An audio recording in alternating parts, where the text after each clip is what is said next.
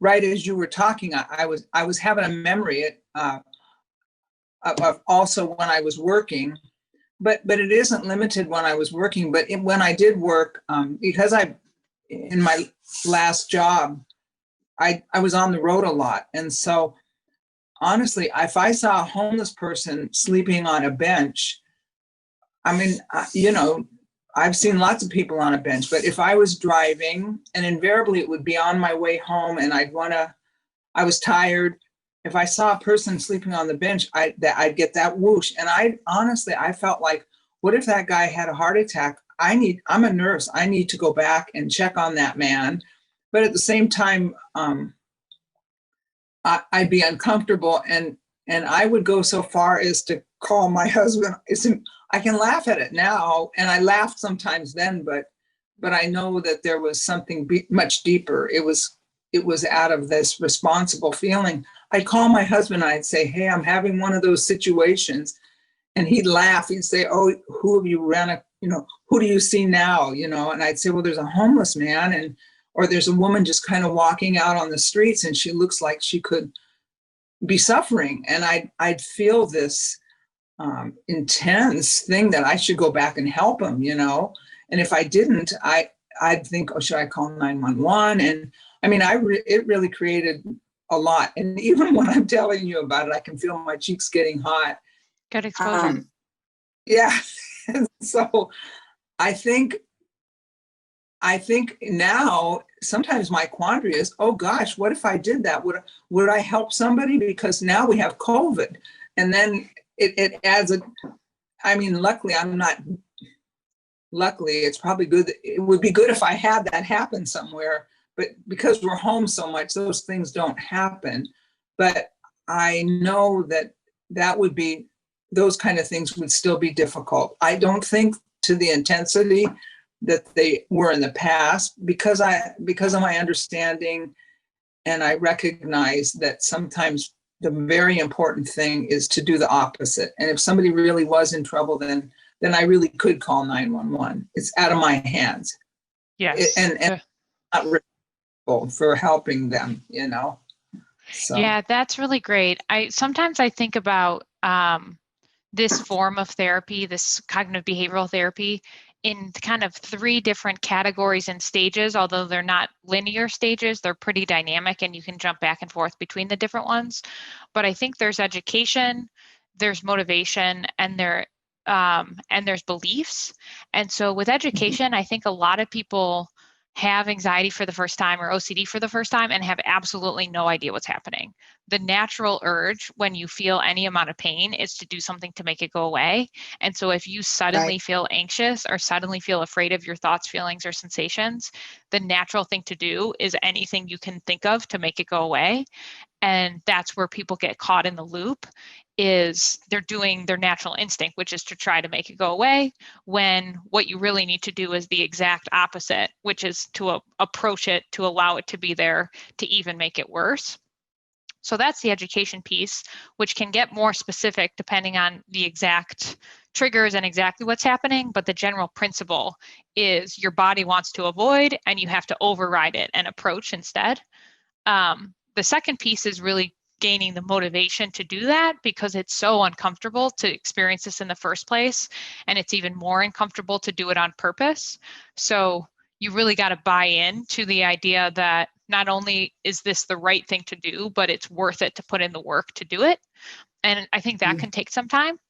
But the last thing is, I think, is your beliefs around what's creating, maintaining, and intensifying the anxiety. So for instance, in your case, as you got educated about having anxiety and what to do instead of avoidance, then you built more and more motivation to go towards it and allow it to be there. But actually, in the case of inflated responsibility, which it sounds like you have, if you didn't challenge your sense of responsibility, you'd likely always feel anxious whenever you saw a homeless person on a bench, or whenever you went over, like, you might be able to say, oh, that's just my anxiety, it's okay for me to let this pass. but you'd probably keep feeling anxiety as long as you felt a sense of responsibility.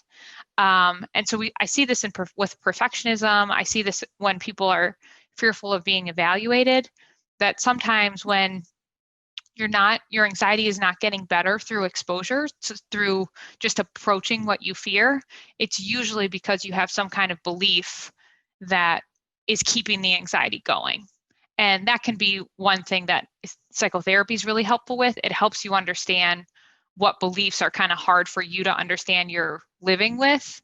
And then once you challenge those beliefs, and you do the exposure, your mind can really learn that, whatever is giving you anxiety is not a threat, a message, or a prediction. Do you have thoughts in general about that way of thinking about beliefs and how beliefs can maintain anxiety, even if you're doing exposure? Yes, actually, and I'm getting to where I mean, I find myself wanting to kind of relook at what my beliefs are. Sometimes I don't really know what they are, but that's another thing. More and more when I hear the podcasts, and because sometimes as I hear them, I can almost put myself in that person's shoes, or maybe the actual situation is obviously a bit different, but you know, like sometimes when different people have talked about trauma, and my situation might be different, and so and just what you've taught us about looking at our beliefs, I'm getting more curious about that, to try to understand and go back and begin to kind of unravel that stuff a little bit, so I can see myself differently, see that I don't have to live by the strictness of what the belief might be, or the belief might be that because of something that I felt like I did wrong, even if it's something that was done to me, that shame that went with it, I can go back and change that belief. I can't erase the situation, and so I'm getting curious. I don't say that I know how to do it all. And I also am realizing that I want more and more to try to do the exposures that I need to do. Sometimes I don't know what they are, but I do know that, a big one would just be, I'm not going to go take a walk for a day or two. I'm going to, and that might not be a big deal. And for some people, getting the energy or the stamina or just the desire to get out of the house might be a big deal. But for me, not doing that or doing something else for the sake of learning how to deal with the feelings that come with it is probably a good place to start. And so, Yeah. If I can elaborate on that, it's a great point that anything can be exposure and anything can be compulsion. So walking is a great example where walking for some people is behavioral activation or a way to challenge depression, get your body moving and challenge the thoughts and feelings that maintain depression. It can also be an exposure if there's any fear associated with leaving your house or what it feels like to start to get out of breath, your heart racing and feeling kind of sweaty. That can be anxiety provoking. So in that way, taking a walk can be an exposure. In your case, not taking a walk is an exposure because you're so used to walking when you feel anxious that it can be kind of compulsive. So it's not and this is kind of across the board. It's not the behavior itself that makes it a compulsion or an exposure. It's the function that it serves in relation to your anxiety. So it depends on what your trigger is, what your thoughts, feelings, and sensations are, and then what your mind tells you that you should do in order to make it go away. And that is also why you want to try to learn what your triggers are, because you're trying to map out what what are you triggered by? What does your mind do with it? So what thoughts and feelings and sensations do you have? And then what does your mind come up with for how to make it go away? And then from there, we figure out what the appropriate exposure is. based on what your mind wants you to do to make it go away. We just do the opposite. And at that point, that's actually a really simple part of being a therapist and the therapy process. Like once we've got it all mapped out, figuring out how to do the opposite is generally pretty easy. What's hard is observing yourself enough to really get a good mental map of what's happening. And then it can also be really hard to build and maintain the motivation to actually do the opposite, because that can be really painful and really challenging.